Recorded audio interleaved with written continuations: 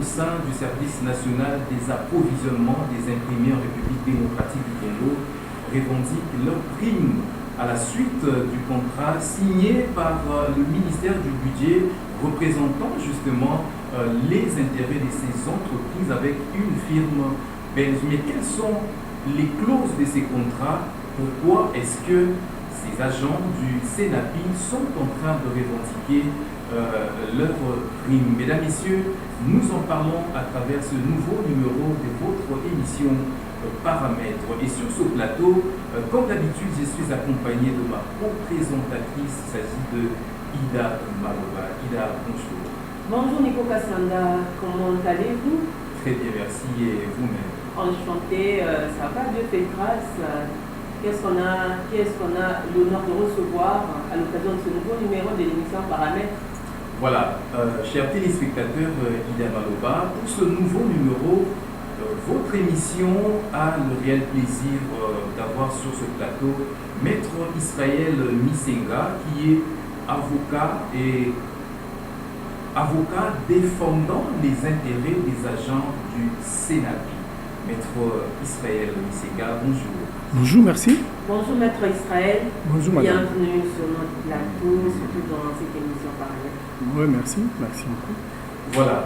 Alors, Maître Israël, je l'ai dit à l'entame de l'introduction de cette émission, les agents que vous représentez les intérêts, dont vous représentez les intérêts, les agents du CENAPI, qui est le service national des approvisionnements des imprimés en République démocratique du Congo, sont montés au créneau.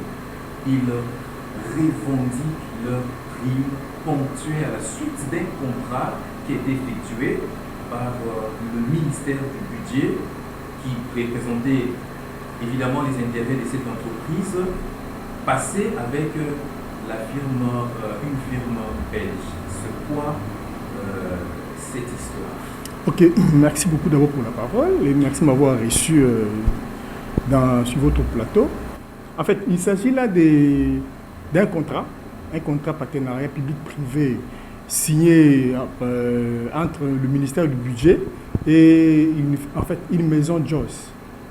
Joss, c'est une maison d'un sujet belge qui normalement devait, selon la convention, selon la convenance avec le ministère du Budget, devait verser 35 millions de dollars.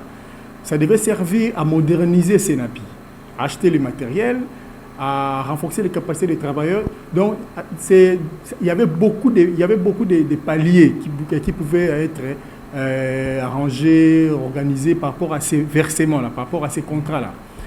En retour, la maison Joss devait toucher 40%. Vous comprenez?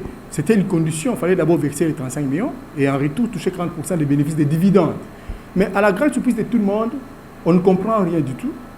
On ne sait pas comprendre les jeux qui se jouent là. D'abord, Joss n'est plus là. Le contrat a été cédé. Le contrat a été conclu ici à Kinshasa le 19 août, c'était au mois de mars 2020.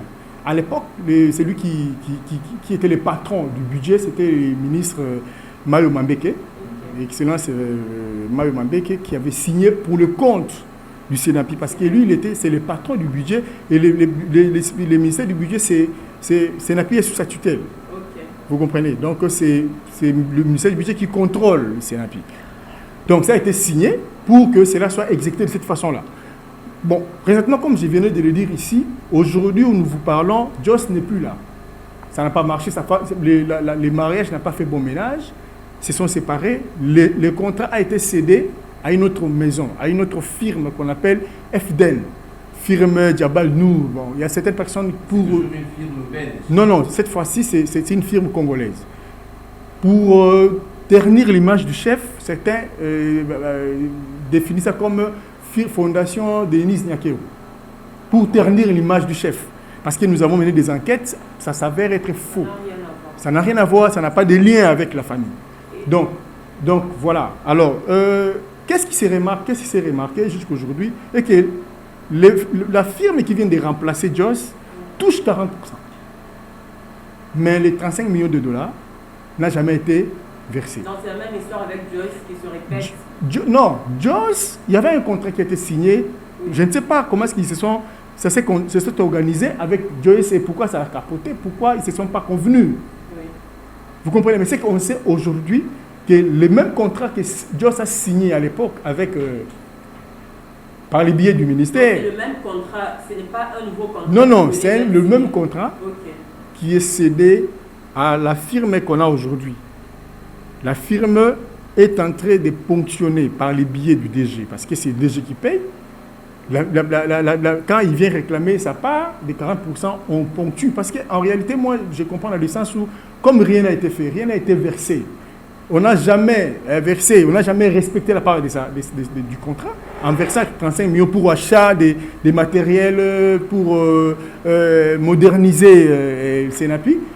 On ne sait quoi faire. On va maintenant ponctionner dans les primes, dans des primes des agents pour satisfaire les partenaires, soi-disant partenaires. Les primes que les agents doivent normalement percevoir mensuellement, ce sont ces primes...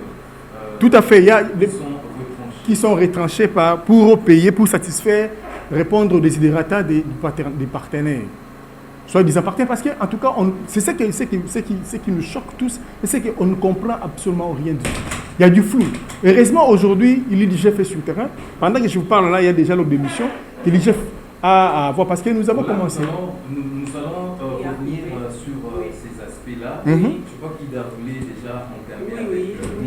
Proposer peut-être les bases, vu qu'on parle du contrat. Qu'est-ce que les téléspectateurs peuvent comprendre ou retenir par contrat? C'est quoi les contrats, c'est une convention de 2 ou plusieurs personnes qui se conviennent, qui s'obligent à respecter un engagement. Vous comprenez? À respecter un engagement qu'ils ont pris ensemble de faire, de donner ou de ne pas faire. Donc c'est comme ça un contrat. C'est une attente, c'est une convention. Net na lingala balobaka batu bayokani mibale po basala likambo songolo koyokana wana nde ya wana contrat. Et maintenant faut que ça la likambo wana na kati ya contrat et qu'on peut que ça la boyokana te musolo bikinga olina ko makuna vu ba circonstances moko ezo pour se présenter, je ne sais pas évoluer avec vous. Donc c'est dans ce sens-là. OK, quelles sont les obligations des parties dans un contrat? Les obligations, c'est ce que vous êtes convenus. OK. Ça dépend de ce que vous avez défini entre vous. Et cause on prend allons-y dans les contrats dont nous parlons, qui fait jaser ou bien qui fait couler l'encre ici, les contrats entre le ministère du budget et la firme Jabal Nour. C'est un nom un peu compliqué là, je ne sais pas bien prononcer ça. Ces contrats parlaient de la modernisation du Senapi, l'achat des matériels. Vous comprenez? Qui devait acheter? On devait amener ces matériels dans le Senapi. Ça veut dire que ces matériels devaient coûter autant d'argent, que cet argent devait être versé dans le Senapi par la partie privée. Vous comprenez? Et maintenant, l'État congolais devait maintenant faire travailler ces matériels, moderniser ces matériels et maintenant gagner des bénéfices. Parce qu'il y a la loi, il y a une lettre qui a été mise à la disposition à l'époque du Premier ministre Ilunga Kamba, qui demande, cette lettre est toujours en vigueur jusqu'à aujourd'hui, qui demande que toutes les administrations, ministères de l'État, tout ce qui est lié à l'État, que leurs imprimés, soit faites au Senapi là-bas. Vous comprenez? Ça apporte, ce sont des comment on appelle ça, des gains, non? Ça apporte de l'argent parce que lorsqu'ils viennent pour imprimer, ils doivent payer. Et ce sont ces dividendes-là qui permettra à ce que ces partenaires se retrouvent parce qu'il aurait versé, selon le contrat, les 35 millions de dollars, et maintenant gagner à son tour les dividendes que ces 35 millions de dollars va produire. Vous comprenez? Oui. Donc lorsque les imprimés des valeurs, on est outil dans l'administration, tout ça, et on va imprimer en Est-ce que c'est ce qui se fait? Non, mais présentement, non, ça ne se fait pas. Vous allez remarquer que cela ne se fait pas parce que il y a une réalité que nous vivons dans notre pays. Les administrations, notre administration congolaise, elle est vraiment en train de boiter. Moi, personnellement, je n'ai pas de leadership. On ne fait pas un bon choix des animateurs, des gestionnaires. C'est pour cela que nous connaissons ce que nous sommes en train de connaître aujourd'hui. Vous remarquerez que tous ces mondes-là qui gèrent, qui sont dans l'administration, ne lisent pas le même livre que les chefs de l'État. Ils ne lisent pas dans le même livre que lui. Donc, ils n'ont pas la même vision des choses. Ils ont autre chose dans leur tête. Vous comprenez? C'est pour cela qu'ils privilégient plus leurs propres intérêts. Voilà, donc c'est ça le problème. Alors, Maître, j'aimerais que vous puissiez bien expliciter cela. Vous l'avez peut-être déjà relevé en parlant des obligations, parce que c'est la question que Ida vient de vous poser. Chaque partie a des obligations. Tout à fait, à l'égard de l'autre. A également des droits. Oui, oui. Alors, et des devoirs. Des devoirs, voilà. Du côté de la partie RDC, représentée par le ministère du Budget, qui a représenté justement les intérêts du Sénapi. Alors, le ministère du Budget devait faire quoi dans ce contrat? C'est l'État congolais. C'est l'État congolais. Le côté congolais s'est rendu compte que non, il n'a pas, il est, comme on dit en lingala, il est cala. Donc, comme il est déjà cala. Donc, il y a vestuté, il y a matériel, il a sous-souté, par rapport à Moussala, par rapport à la mission qui lui est dévolue. Sénapi, je parle de Sénapi. Par rapport à sa mission, il s'est rendu compte qu'il n'a plus de matériel pour réellement répondre aux besoins, répondre à la mission qui lui a été dévolue par... Pour nous permettre de fonctionner convenablement, il avait besoin d'un financement. Il fallait chercher un partenaire, un financier, quelqu'un qui pouvait apporter de l'argent. C'est Joss qui a apporté les moyens. Maintenant, c'est lui qui paye, c'est lui qui verse de l'argent, c'est lui qui amène l'investissement dans une affaire à des intérêts, non? Il doit gagner. Le capital qu'il apporte, c'est à la hauteur des 35 millions. J'ai les contrats avec moi ici. Je ne sais pas si vous pouvez voir ça, mais c'est flou. Les contrats, je l'ai ici. Les contrats nous disent dans article 3, coût total de l'investissement à réaliser. Le coût total de l'investissement réalisé subordonné au respect des engagements réciproques de chaque partie est de 35 millions 70 498 $ américains répartis de la manière suivante. Ça devait être versé de manière ventilée. Hein? Donc, il y a réhabilitation et modernisation de la télé et ses dépendances. Il y a machine d'imprimerie, il y a consommables et matières premières. Donc, tout ça, ça devait être payé. Donc, c'est ce que cette firme-là devait verser. Oui, comme ça part d'obligation, en tant que partenaire. Okay. Ses obligations. Oui. Il était obligé de verser 35 millions 90, quand on le dit, de dollars là. Oui, voilà. Okay. Alors, dans sa part d'obligation, c'est ce qu'il devait faire. Oui. Il ne l'a pas fait. Il ne l'a pas fait, mais il gagne. Parce qu'après avoir versé les 35 millions, il était question maintenant qu'il tire. Lui devait gagner 40% du bénéfice. Comment voilà. ça veut dire qu'il gagne 40% sans avoir versé sa part, en fait? C'est ça le problème. Oui, mais c'est le rôle maintenant de l'IGF. L'IGF est là, il doit maintenant nous répondre.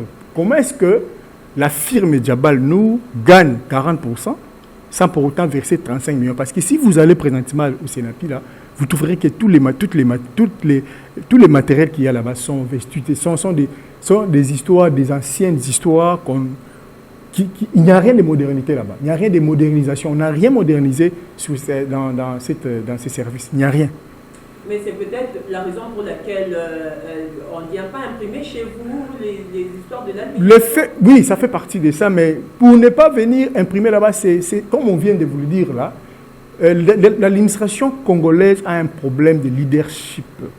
On n'a pas de responsables gestionnaires, on n'en a pas. Et ce qui est à la base de ça, c'est la politique, c'est la politisation de l'administration. On choisit n'importe qui pour satisfaire un besoin politique. Vous vous rendrez compte, dans l'administration congolaise, c'est plus rempli des administrés, dans les administratifs, que les techniciens. Il n'y a pas des experts dans presque les services publics de l'État. Parce que la politique doit répondre, doit satisfaire à ses militants. Les militants doivent être engagés, doivent trouver du boulot, parce que le leader a gagné telle place, le leader a bien négocié. Alors que l'administration n'a pas vraiment besoin qu'il y ait de ça. On ne tient pas compte des compétences. Alors, maître, vous vous êtes rendu compte, vos agents se sont rendus compte de cette situation. Tout à fait.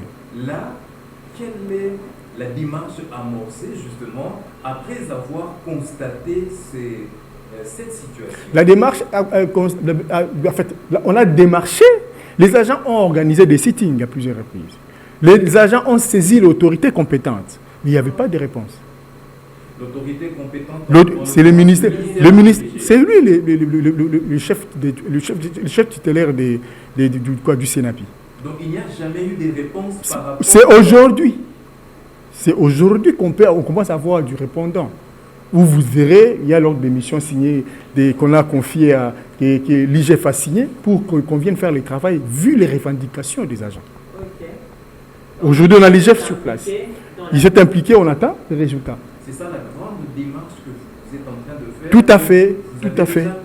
Vous avez déjà amorcé des démarches dans ce sens ou c'est encore un projet? Non, non, quelle démarche? Je vous ai dit qu'on a commencé. L'IGF, on a saisi l'IGF, c'était question qu'il soit convaincu de notre demande pour qu'il vienne faire son travail d'audit, pour qu'il vienne vérifier, pour qu'il vienne mettre au clair, pour qu'il vienne mettre à la lumière de tout le monde ce que c'est les contrats signés entre le ministère du budget et les partenaires. Non, la firme aujourd'hui est remplacée par firme Djabal, l'actuel partenaire. Okay. Voilà. Y a-t-il soupçon de détournement? En tout cas, jusqu'ici, j'ai mes limites là, mais on attend les résultats de l'UGF. Okay. Mais déjà dans la pratique, dans la manière dont les choses se présentent, je ne sais pas. Je doute fort qu'il n'y ait pas de détournement. Parce qu'il y a de preuves ici que les 40% est touché. Mais il n'y a pas de preuve que les 35 millions ont été versés. Vous comprenez? Oui. Malheureusement, vous ne savez pas confirmer parce que l'autre partie contractante touche ces 40%. Du reste, la lettre que je vous dis ici, la dame qui a signé la lettre ramène les gens à l'ordre. Il dit qu'il explique qu'il ne touche pas 40%, il touche 10% sur les 40%. Attendons-nous bien. Là, il s'agit de quelle lettre? Non, qui a rédigé la lettre et qui a confirmé qu'effectivement qui a eu versé. C'est la firme, la lettre, c'est la lettre ici, c'est la firme FDEN qui écrit au directeur général AI du Sénapi concernant le recadrage clé des répartitions. Monsieur le directeur général, nous faisons le devoir de vous saisir consécutivement à l'objet si haut mentionné. En effet, contrairement aux 40% accordés à notre associé et à notre société dans les contrats qui nous lient au Sénapi, il s'avère que nous ne recevons en réalité que plus ou moins 10%. Et c'est en raison du rubrique inventé de toutes pièces sans aucun fondement ni raison existentielle. Comme convenu à la dernière réunion du 24 mai 2023 en annexe, la liste des présents, ils sont des présents et en annexe, aucune autre charge, sa représentation syndicale et nous, aucune autre charge ne sera acceptée par nous en dehors de tout, du coût réel de production. Nous avons assez supporté ces manques à gagner. Désormais, ça n'en sera plus le cas. Plus d'une fois l'intervention en numéraire de FDN SAR est bien loin au-dessus de ce qui rapporte le travail produit. Nous posons la question, quel est le travail produit que FDN apporte au Sénapi? Vous comprenez? Quel est ce travail? Et les 35 millions qu'il a versés, on veut comprendre. Comment se fait-il qu'il réclame sa part aussi longtemps qu'il n'a pas encore... Il n'a pas encore versé les 35 millions parce qu'il n'y a pas de preuve. En fait, quel était l'arrangement au juste? Maintenant, ce sont les agents qui en pâtissent. Oui, vous comprenez? Mais vous êtes l'avocat qui défendait les intérêts des agents. Vous devriez être beaucoup plus actif. Vous le savez que dans le contrat, chaque partie doit se rassurer qu'il a respecté ses engagements et aussi, en contrepartie, il doit bénéficier de ses droits. Il y a un adage en droit, vous le savez, qui dit que si la partie A n'exécute pas ses obligations, mais aussi ne doit pas la raison pour laquelle ses obligations. La raison pour laquelle nous supposons que Joyce n'a pas pu évoluer dans ses contrats. Vous voyez ce que vous dites là? La raison pour laquelle nous supposons que Joyce n'a pas pu évoluer, ils ont pris les contrats, ils ont récupéré les mêmes contrats, ils l'ont cédé maintenant à l'actuel à l'actuelle firme Diabal nous. Vous comprenez? Donc voilà les problèmes à ce niveau-là. Donc nous avons mené nos enquêtes à nous. Nous sommes rendus compte qu'il y a eu réellement un contrat. Et nous sommes aussi rendus compte que non, les partenaires touchent les 40%. Mais on ne sait pas par quel mécanisme ils touchent, parce que les contrats parlent les 35 millions qui devaient être versés par les partenaires. Et que ces 35% n'ont jamais été versés. Donc les contrats, s'ils devaient être attachés, annexés, il y avait des annexes. Peut-être dans les annexes, on allait nous montrer, soit on devait nous renseigner la manière dont les 35% a été versé. C'est pour cela que nous disons, laissons l'IGF faire le travail. On va voir. Porter l'affaire devant la justice, vous êtes plutôt tourné du côté de l'IGF. Non, mais passez. Oui, je vais compléter Ida, parce que vous savez, vous devriez aller droit au but. Vous savez que c'est le ministère du budget qui a signé les contrats. Alors vous réservez, vous tournez du côté de l'IGF, alors que en pareille situation, vous devriez porter l'affaire directement devant les... Il s'agit de l'État. Ça, c'est une histoire de l'État. Vous comprenez? Il s'agit là de l'État. Donc, nous adressons aux institutions, nous adressons aux instances que l'État a établies pour les agents de l'État. Lorsqu'il y a quelque chose qui ne va pas.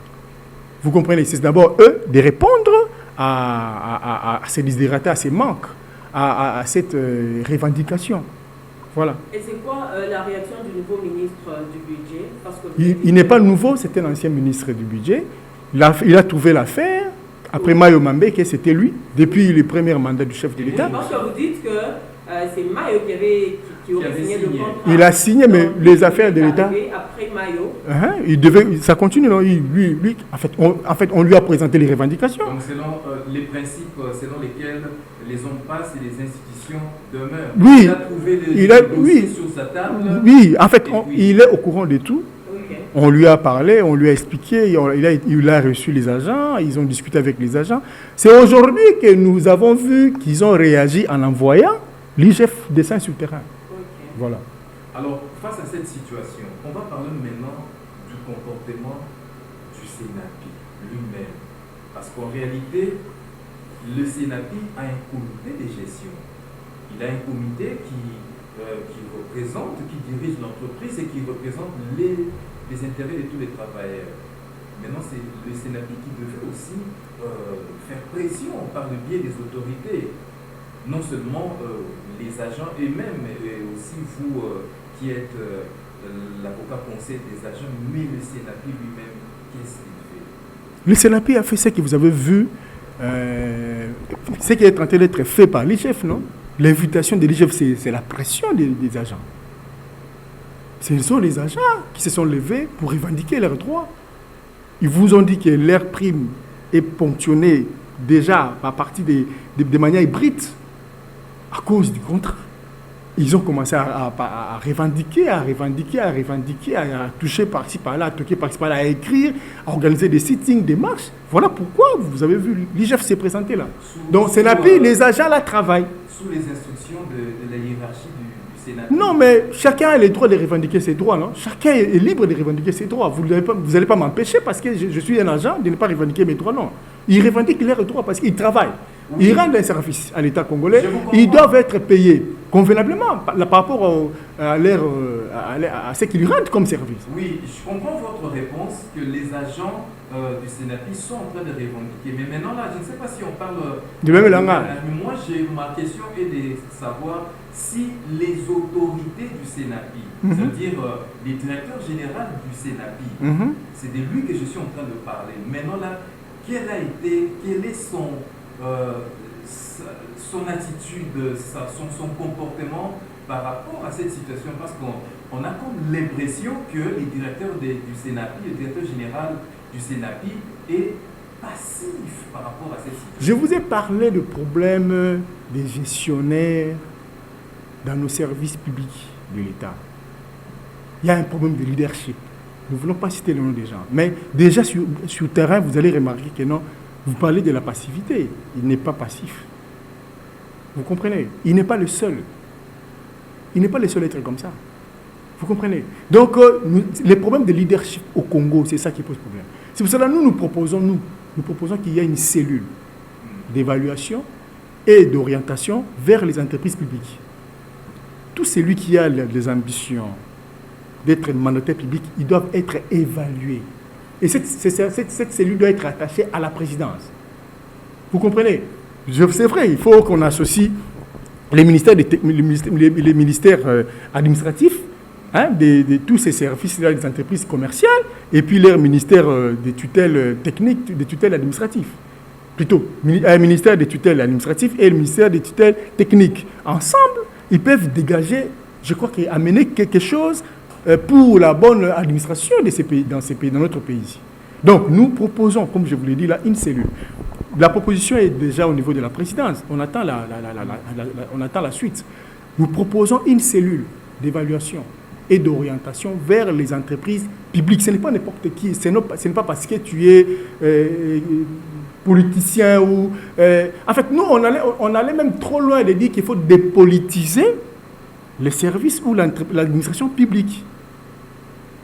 Alors, mettre ça de côté, ramener autre chose sur la table pour négocier quand il y a des négociations politiques. Mettre l'administration publique, parce que c'est sur base de l'administration que le Congo peuvent laver ou bien redorer son blason. L'image du Congo est ternie. Vous comprenez? Sur tous les plans, ce n'est pas intéressant. Maître Israël, tout à l'heure vous avez parlé du déficit qui se fait remarquer au CENAPI. Vous, en tant qu'avocat qui défendez les intérêts du CENAPI, qu'est-ce qui peut être fait à ce niveau pour pouvoir relever le défi? On attend. On se dit que le CENAPI passe à côté de la plaque. Le CENAPI ne remplit pas ses attributions, il n'y a pas de matériel adéquat pour imprimer, n'est-ce pas? C'est comme si le CENAPI passe à côté de la plaque. Qu'est-ce qui doit être fait? J'ai répondu à cette question. Oui. J'ai répondu à cette question. On attend d'abord le rapport de l'IGF. Déjà dans la pratique, on sait voir dans la réalité que non, ça ne va pas. Le responsable ne tient pas à ses engagements. Vous comprenez? Il faut arriver à confier à un responsable, un mandataire public, un candidat, certaines assignations. Moyennant un délai. On vous donne 6 mois par exemple à réaliser telle assignation. Si vous ne le faites pas, on vous met de côté. Déjà en étudiant, en observant la manière dont les choses se passent au CENAPI, vous vous rendrez compte que non, si de telles personnes reviennent encore aux affaires, ça sera... C'est compliqué. Vous comprenez? Il faut que ces gens-là tous se mettent sur les bancs des études, plutôt les bancs d'évaluation. Hein? Vous comprenez? Qu'on les invite à être évalués, qu'on sache si réellement il est compétent à gérer un service public de l'État. Et à côté du ministère du Budget, il y a un ministère technique dont vous avez parlé tout à l'heure. Oui. Alors pourquoi les agents du CENAPI ne s'en prennent qu'au ministère du Budget? Parce qu'ils sont sous tutelle de ces ministères. Oui, c'est normal, c'est leur papa, c'est leur maman, ou je ne sais pas comment le dire, mais c'est lui chef Nabango. Qui chapeaute. Hein, et le ministère technique qui est celui du portefeuille Non, technique, c'est... Non. Ne nous embrouillons pas. Oui. Restons ministère du budget. Okay. Vous comprenez? C'est le budget qui est d'abord l'autorité du CENAPI. Okay. C'est les chefs tutélaires, donc c'est les chefs de tutelle du CENAPI. Vous comprenez? Donc lorsqu'il y a des revendications à faire, c'est à lui d'abord qu'on doit adresser ces revendications et c'est à lui de trouver des solutions. Parce que c'est lui qui siège au Conseil des ministres au nom de toutes les entreprises qui sont sous sa tutelle. Vous comprenez? Et il est censé trouver des solutions pour ces entreprises ou services publics. Alors dès lors déjà qu'il est censé trouver des solutions et qu'il ne les trouve pas, on comprend là, on va aller droit au but pour dire que le ministère du Budget est responsable de ce qui est arrivé. Hein. Si vous avez des limites, vous ne savez pas les dire, en tout cas, ça saute droit aux yeux que le ministère du Budget est responsable de ce qui arrive aux agents aujourd'hui, aux agents du Sénat. Je vous répondrai toujours attendant ce que nous avions demandé depuis tous les temps, les rapports de l'IGF. Et si vous n'obtenez pas gain de cause par rapport à ce que vous avez introduit comme demande, vous requêtez encore doléance auprès de l'IGF? Je suis de l'UDPS. Nous avons commencé la lutte depuis longtemps. On nous a tués, on nous a arrêtés, on croyait qu'on allait s'arrêter, non? Vous comprenez? Mais on ne s'est pas arrêté jusqu'à ce que... Là, S'il vous plaît, S'il vous plaît, je vous réponds. Vous comprenez, on nous a arrêtés, on nous a tués, on nous a brûlés vifs, on a décapité, on a fait tout ce qu'il fallait faire. Il fallait qu'on s'arrête là. Mais les gens ne sont pas arrêtés jusqu'à ce que nous sommes arrivés aux affaires. Donc, vous avez la réponse. Vous allez passer à la vitesse supérieure. En tout cas, la lutte va continuer. Concrètement, quelle sera Non, l'avenir nous dira... écoutez, la nuit nous portera conseil, mais sauf que ce qui est vrai, on ne va pas s'arrêter là. En tout cas, je sens que vous êtes vraiment déterminé à pouvoir trouver des solutions pour ces agents dont vous représentez les intérêts. Mais pourquoi vous n'avez pas signé les contrats directement avec le Sénat? Qui, nous? Moi, pour les... Non, ça c'est... Non. Là, vous entrez dans ma vie privée. Là, cette histoire, c'est pas vrai. Moi, je défends les agents, je ne défends pas les Sénapis. Ah bon? Je défends les agents, pas les Sénapis. Mais nous sommes les porte, nous sommes comme on dit, les porte-voix de ceux qui n'ont pas de voix, les portes sans voix. Donc, c'est les porteurs des sans voix, voilà. Ceux qui n'ont pas de voix, nous mettons pour s'exprimer à leur place. Voilà. Mais par rapport à vos démarches au ministère du Budget, est-ce que vous avez vraiment épuisé, parce qu'il y a une démarche quand même est-ce que ces agents-là ont épuisé toutes les démarches? Mais l'IGF est là. Lors des missions, attends, je vais vous montrer. Apparemment, nous cherchions à cette époque que l'IGF vienne pour mettre tout sur la place publique. On attend les résultats, on ne sait pas juger, on ne veut pas être pressé.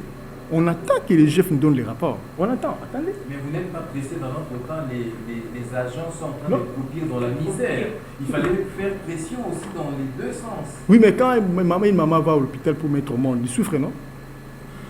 Il y a douleur d'enfantement. Après, il y a un bébé qui vient et puis il y a la joie. Attendons voir. Vous avez l'ordre d'émission ici. En parlant du Sénapi, Nico Kassandono, on aurait appris que c'est le Sénapi qui aurait imprimé le programme du gouvernement soumis. Est-ce vrai, maître? Cette histoire-là, c'est que moi je sais que quand on a parlé de ça devant le Parlement, les agents du Sénapi ont râlé, hein. Ils se sont plaints, ils se disent mais non, il n'y avait pas de traçabilité. Vous comprenez? Okay. Les services de la première, moi je l'appelle Maman Nationale, l'ont pas aidé. Vous comprenez? Ils n'ont pas. C'est la première ministre, vous comprenez? Il a de ses services à qui il confie un travail, faites ceci, faites ceci. Elle a voulu ramener les choses sur les rails. Vous comprenez? Oui. Mais ceux qui sont tout autour là, avec l'esprit là, du passé là, avec les syndromes qu'ils ont toujours là. Vous comprenez? Ils ont fait ce qu'ils ont fait. C'est Napi. C'est vrai, on a vu le logo, mais il n'y a pas eu de traçabilité quant à ces logos qu'on nous a montrés devant l'Assemblée nationale. Elle s'est limitée à faire confiance, non? Parce qu'on se disait que cet argent pouvait quand même aider à... Tout à fait. Tout ça, ce sont des primes. Ce sont des manques à gagner que Sénapi n'a pas pu mettre, sur lesquels il n'a pas pu mettre la main. Vous comprenez? Mais après, on a appris que, apparemment, il y a une traçabilité qu'on ne sait pas nous prouver, qu'on ne sait pas démontrer, c'était pour cacher, je ne sais pas moi quoi. Bon, qu'est-ce que vous voulez? On est habitué à ça. Mais comme l'IGF est là, il fera tout ce travail-là. Donc là, on attend seulement les rapports. Le rapport voilà. de l'IGF qui va... Tout à fait. Alors là, parlons justement du fonctionnement du Sénapi. On se rend compte que ces services de l'État ne fonctionnent pas correctement comme ils se devaient. Oui, mais ce sont des canards boiteux, non? Le Congo est ce qu'il est. Nous nous battons pour élever ces pays. Vous comprenez, ce n'est pas facile. Ce n'est pas facile. Moi, je l'ai dit une fois à quelqu'un, j'ai dit Congo, ils ont le coup là, ndakwa munene oyo. Hein? Ils ont le coup ndakwa munene là, chambre belé. Hein? Chef de l'État, azana bureau na azana chambre na ye, nyos eza salité et tout ça, il confie les responsabilités na mutu, na chambre, na compartiment na ye, sala musala o. Ceux qui babandi ko sala musala na chambre telle. Babio banana na chambre moko boy o baza awa ba bateke musale bandi. Vous comprenez? Ba oui bateke musale bandi. Est-ce qu'il y a ça Moussala ils ont facilité Moussala comme ça les a à Makassi. Donc on avance petit à petit. Moi je crois que ça va aller. Alors, maître, là, vous attendez de pied ferme une réponse qui viendra de l'IGF à travers un audit, si jamais ça sera fait. Alors, ils sont là, il y a leur démission, ils sont là en train de travailler. Évidemment. Alors, je voudrais quand même que vous puissiez lancer 2 messages. Le premier, que ça puisse être dirigé vers l'IGF par rapport à ces dossiers. Ça sera lesquels?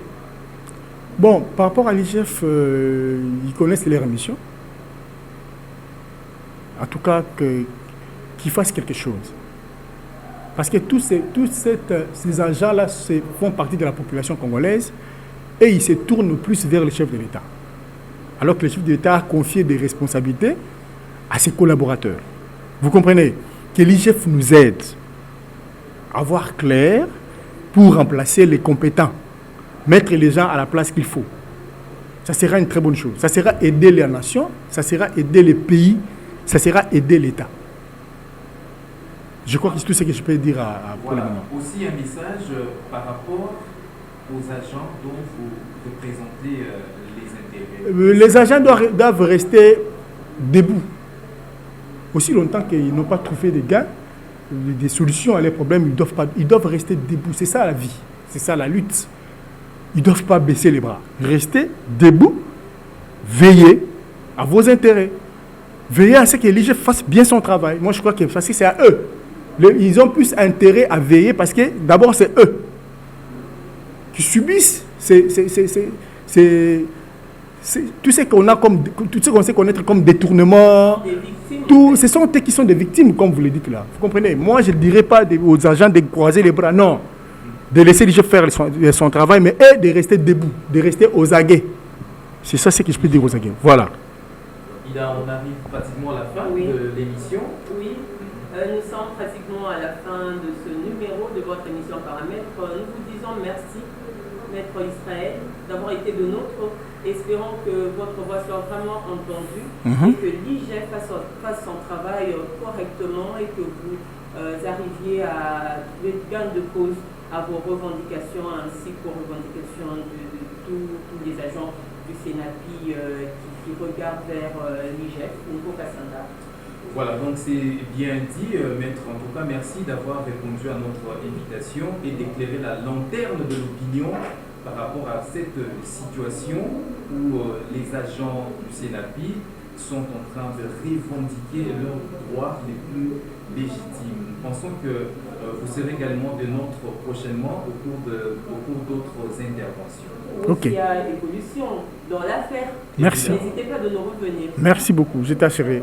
Nous restons déjà partenaires. D'accord. Merci beaucoup.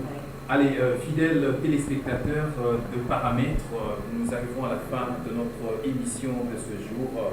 Il ne nous reste qu'à vous dire merci d'avoir été de nôtres pour nous suivre. On se retrouve prochainement pour un autre numéro de votre émission. Portez-vous bien. Au revoir.